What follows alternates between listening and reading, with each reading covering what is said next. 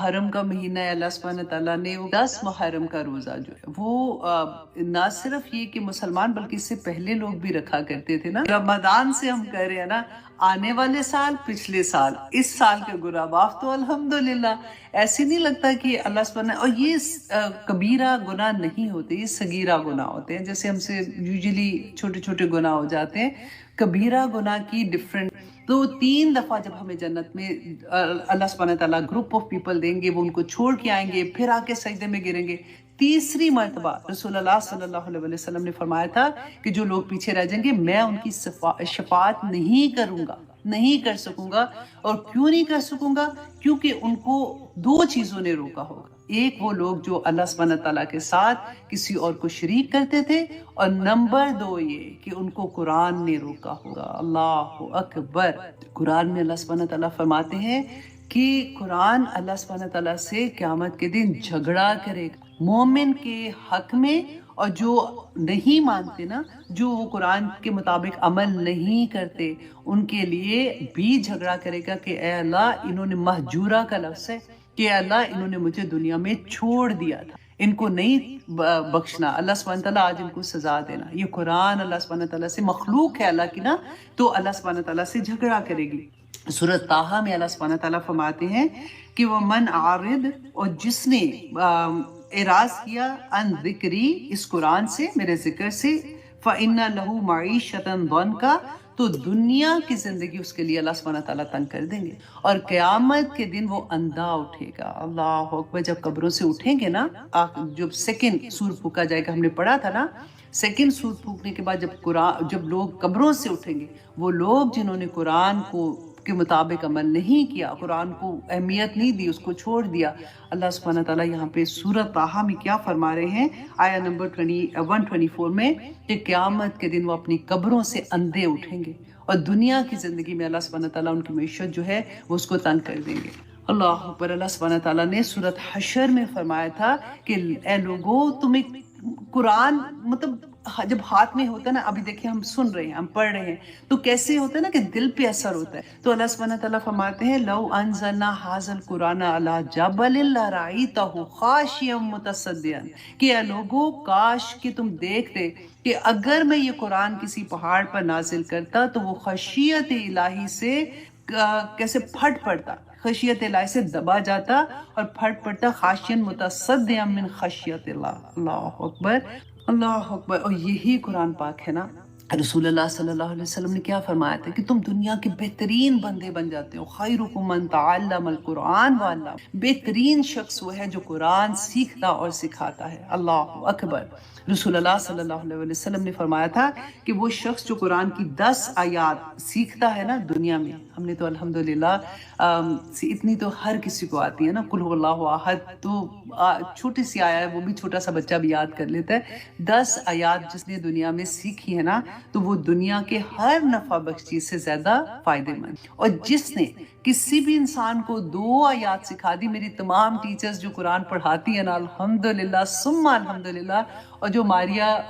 اب تو ماشاءاللہ حفظ کی کلاسز کروا رہے ہو، تو آپ دیکھیں کہ صرف 2 آیات کسی کو یاد کروا دی نا، تو اللہ سبحانہ تعالیٰ فرماتے ہیں کہ دنیا کی بڑی نعمتوں میں سے سب سے زیادہ قیمتی نعمت۔ اور جو ٹیچر ہوتا ہے نا، اس کے لیے اس کا اسٹوڈنٹ صدقہ جاریہ ہے۔ جیسے ہم کہتے ہیں نا کہ نیک اولاد ماں باپ کے لیے صدقہ جاریہ ہے، اور اس کے علاوہ تو کوئی صدقہ جاریہ، وہی جو عمل وہ کر کے جاتا ہے، یا وہ ایسی چیز جو اس کے بعد چلتی رہتی ہے۔ ایک استاد کے لیے اس کا اسٹوڈنٹ جو ہے وہ صدقہ جاریہ ہو۔ الحمدللہ اتنی قیمتی اسٹوڈنٹ ہے۔ اللہ سبحانہ تعالیٰ ہم سب پہ اپنا رحم کرے۔ اب دیکھیے کہ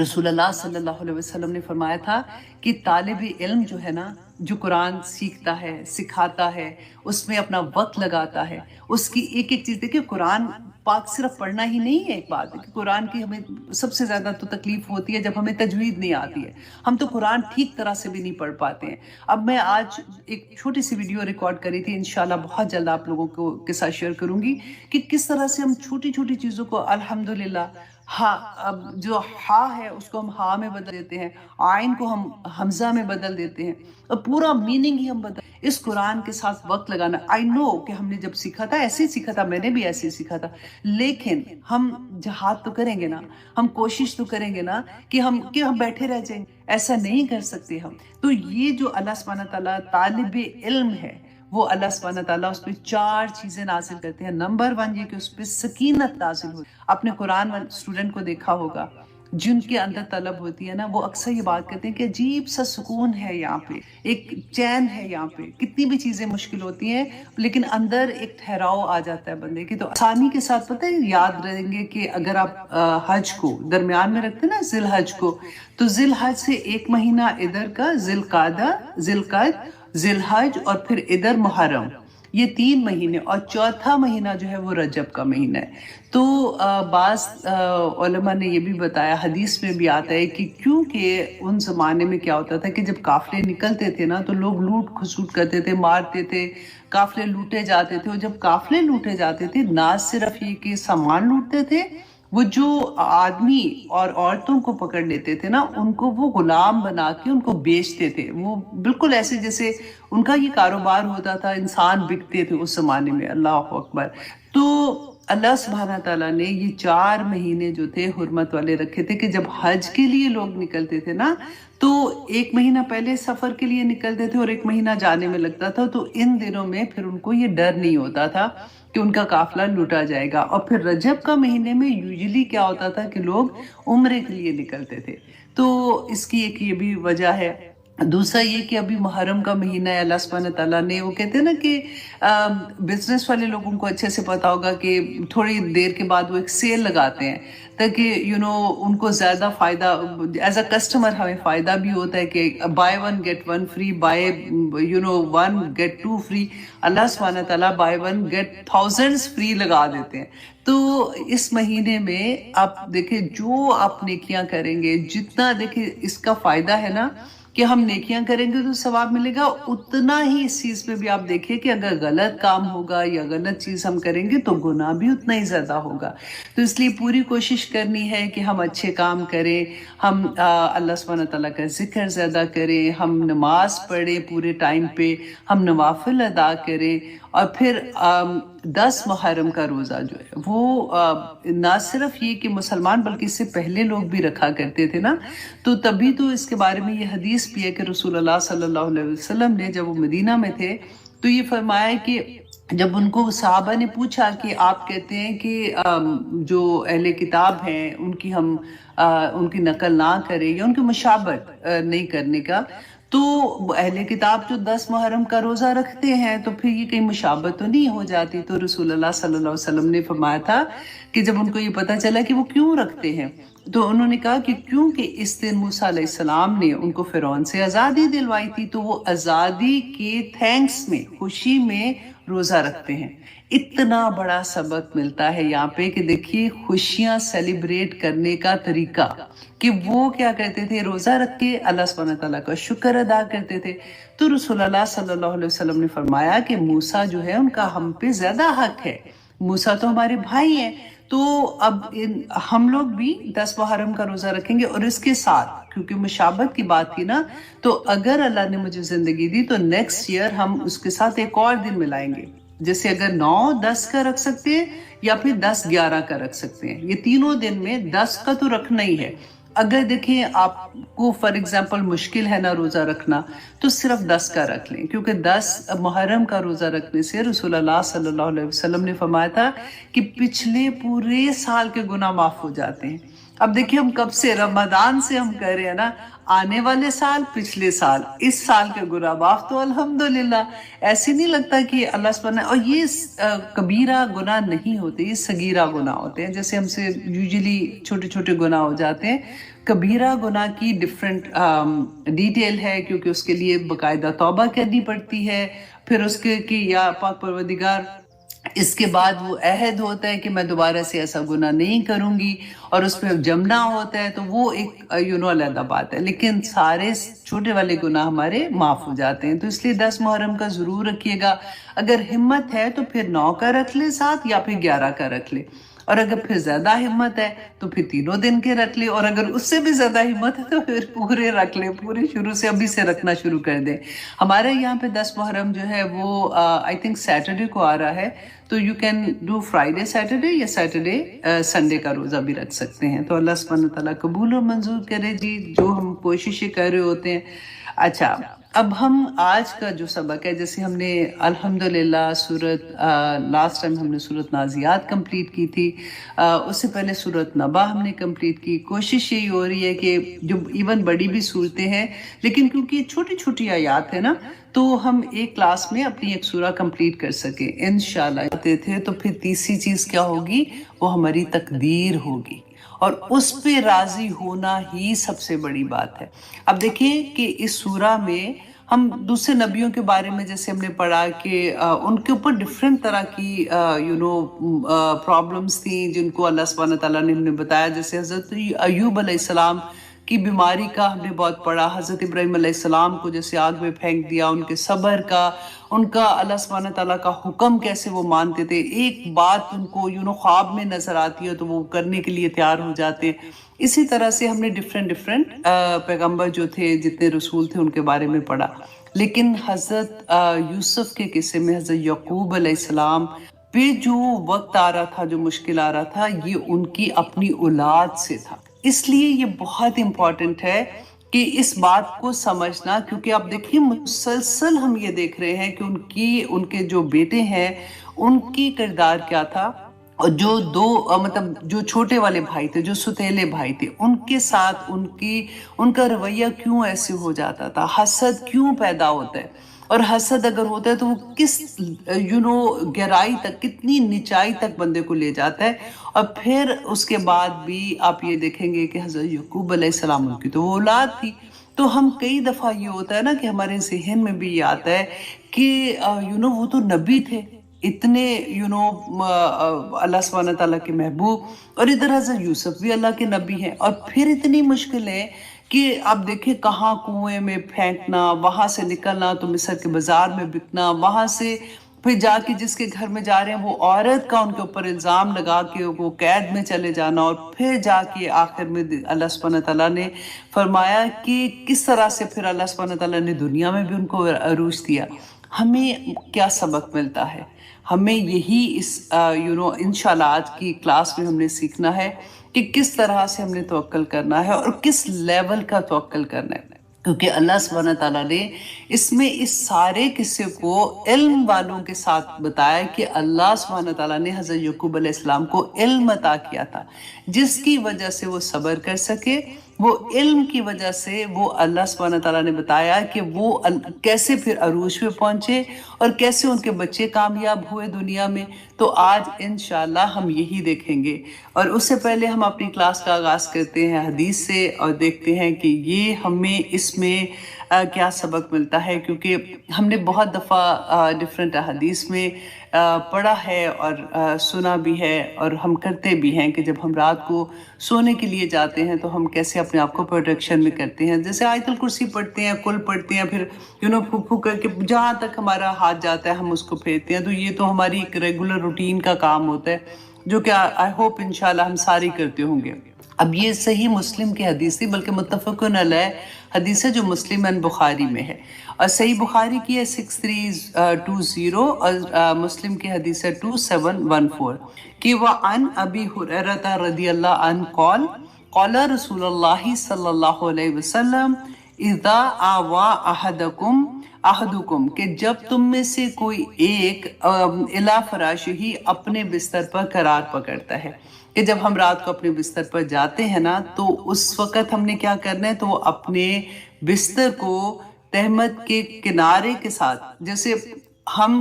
خواتین ہیں تو ہم نے کیا کرنا ہے، جیسے ہمارے پاس دوپٹہ ہے یا پھر کوئی بھی کپڑا لے کے تو آپ بستر کو جھاڑ لیں، یہ ضروری ہے۔ دیکھیں رسول اللہ صلی اللہ علیہ وسلم نے ہمیں یہ نصیحت کی ہے، تلقین کی ہے۔ اب دیکھیں کئی دفعہ بستر بچھا ہوتا ہے،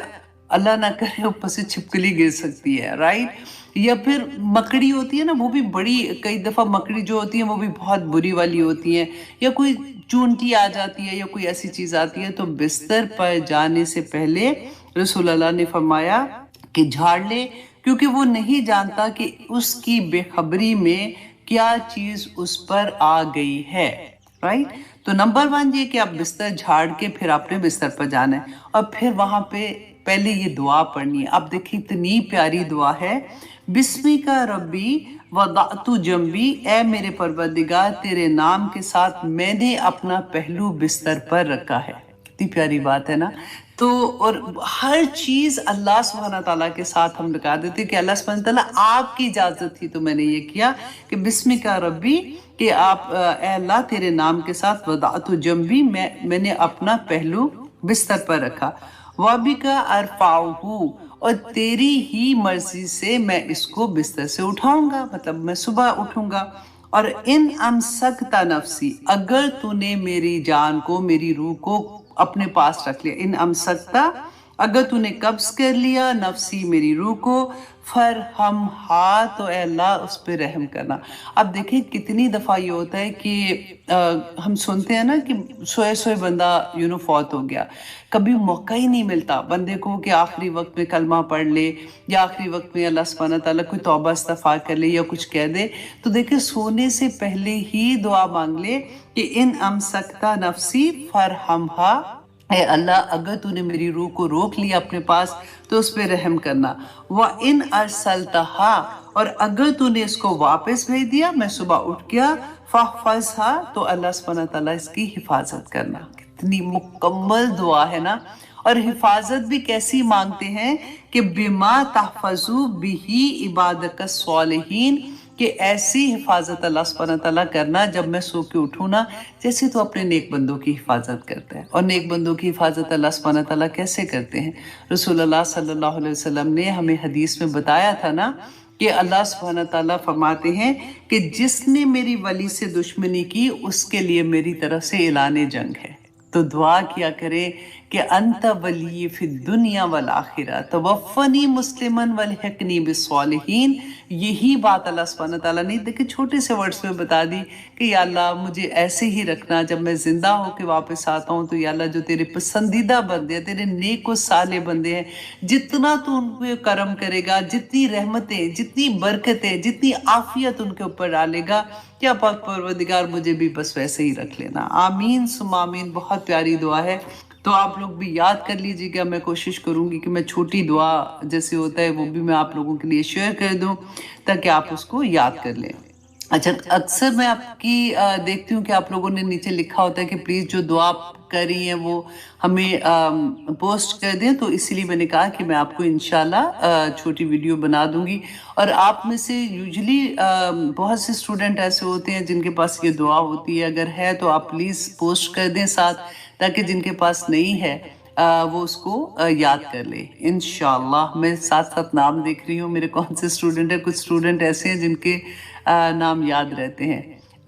بس جی ٹھیک ہے. اب انشاءاللہ ہم کرتے ہیں جی سورہ یوسف، جس کی ہم کریں گے آیت نمبر 68 انشاءاللہ. 68 سے پہلے جو 67 آیا کہ آدھا پارٹ رہ گیا تھا اس سے ہم سٹارٹ کرتے ہیں. اعوذ باللہ من الشیطان الرجیم، بسم اللہ الرحمن الرحیم.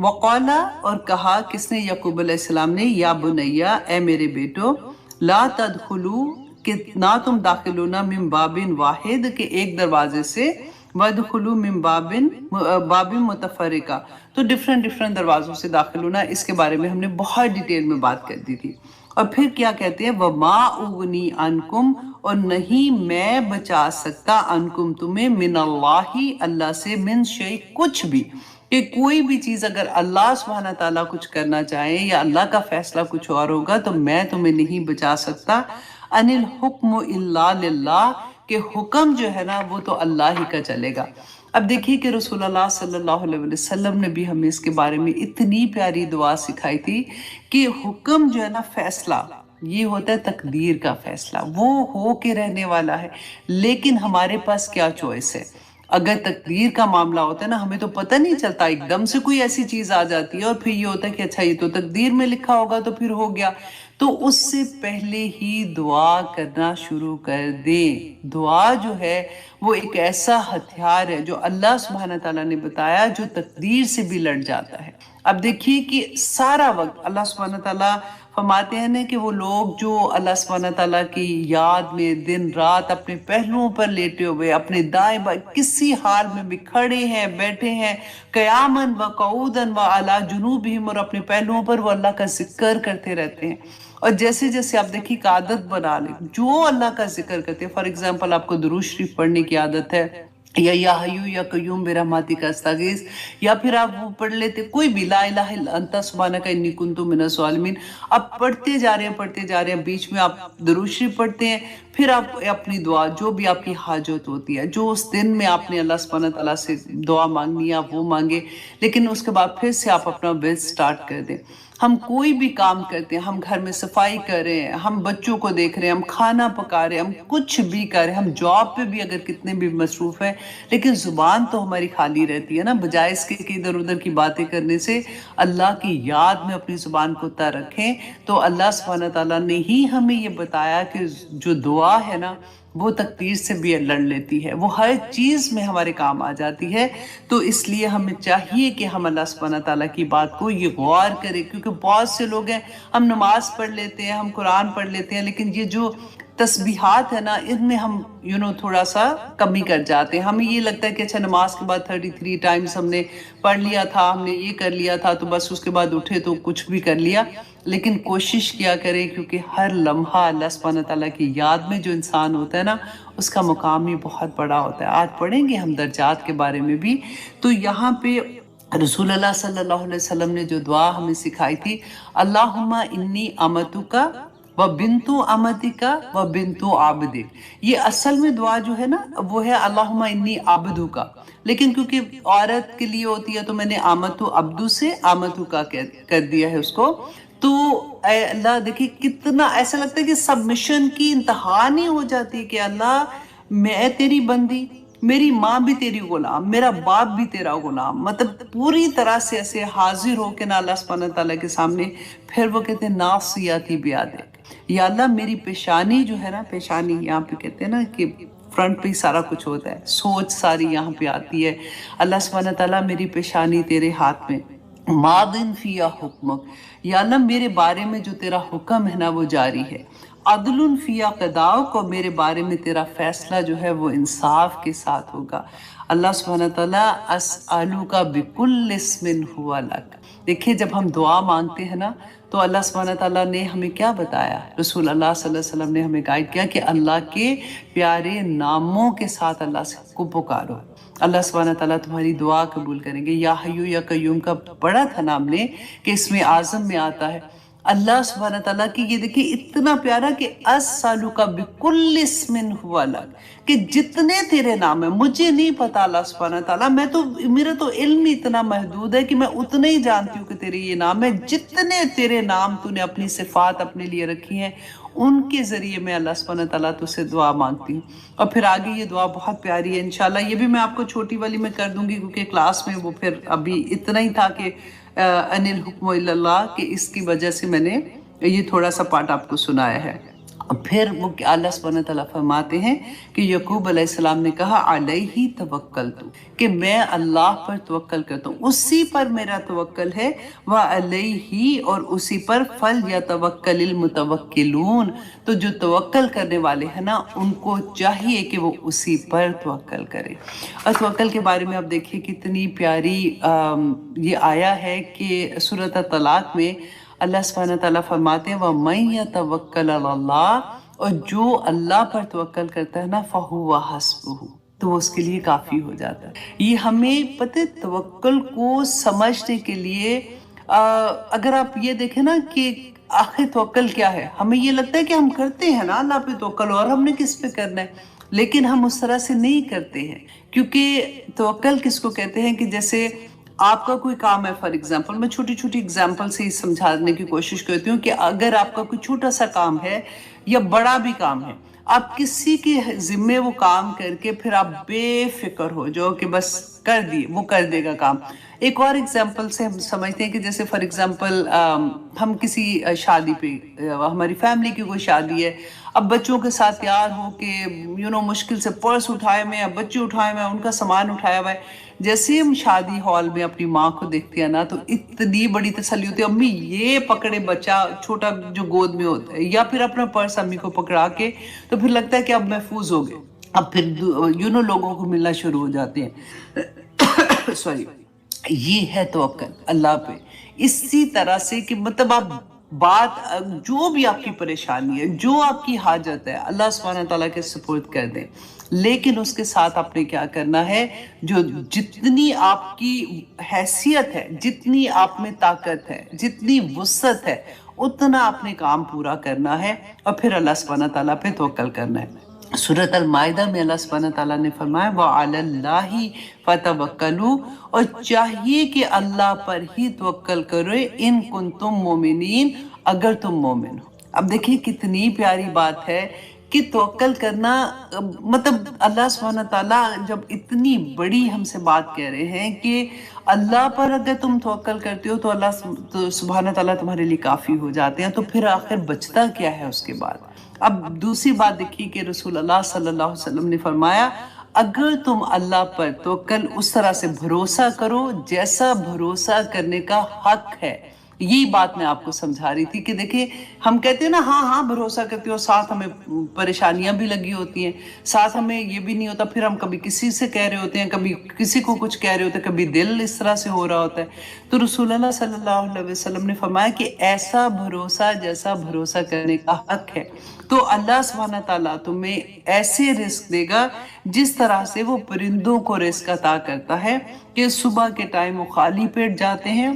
اور شام کو سیر ہو کے واپس آتے ہیں۔ سبحان اللہ۔ اب دیکھیے اتنے پیارے پیارے سبق ہیں، ایک ہی آیا میں ہمیں نظر کے بارے میں پڑھا، پھر ہم نے اسباب کے بارے میں پڑھا، پھر ہم نے نظر کو روکنے کے بارے میں پڑھا، پھر اس کے بعد ہم نے یہ پڑھا کہ اب تم نے سارا کچھ کر لیا تو پھر توکل کس کے اوپر کرنا ہے، اللہ پہ کرنا ہے، اللہ سبحانہ تعالیٰ اب سنبھال لیں گے۔ اب دوسری، اب دیکھیے آیت نمبر 68 میں اللہ سبحانہ تعالیٰ کیا فرماتے ہیں، وَلَمَّا دَاخَلُوا، اور جب وہ داخل ہوئے، اب کیا تھا کہ یہ جو بیٹے تھے، اب یہاں پہ ایک اور بات بھی دیکھیے کہ حضرت یعقوب علیہ السلام جب اپنے بیٹوں کو رخصت کر رہے ہیں سفر کے لیے تو کتنی پیاری نصیحتیں کر رہے ہیں۔ اب دیکھیے پورا ایک ہی آیا کو، یہ تو میں چھوٹا کر کے آپ کو سنا رہی ہوں نا، اگر ہم توکل پہ ہی بات کر لیں تو ہمارا پوری ایک کلاس اس کے اوپر ختم ہو جائے۔ تو حضرت یعقوب علیہ السلام جانے سے پہلے نمبر 1 ان کو نظر کے بارے میں بتا رہے ہیں، پھر ان کو نظر سے بچنے کے بارے میں بتا رہے ہیں، پھر اس کے بعد ان کو توکل اللہ پہ کرنے پہ